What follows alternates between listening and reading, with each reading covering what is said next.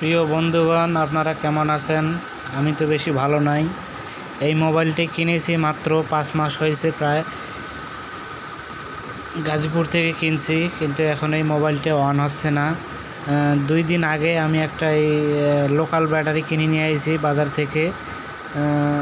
এর থেকে ব্যাটারিটা পাল্টার পর দেখতেছি 2-3 দিন ভালো চলার পরে আজকে দেখি হঠাৎ করে আবার ডাউন হয়ে গেছে। আর ব্যাটারি চার্জে দিলেও ফোনটা অন হয় না। এর সমস্যাটা কি সেটাও বুঝতে পারতেছি না। এখন যদি ওয়ারেন্টি আছে আমি এর জন্য যাব দোকানে, যদি সে আমাকে পরিবর্তন করে দেয় তো ভালো, না দিলে আমার কিছু করার নাই। টাকা 1050 টাকা আমার বলা চলে মায়ের লস খাইলাম। এরকম এই দেখেন এই মোবাইলটা স্যামসং A13, আপনারা সব দেখতে পারতেছেন।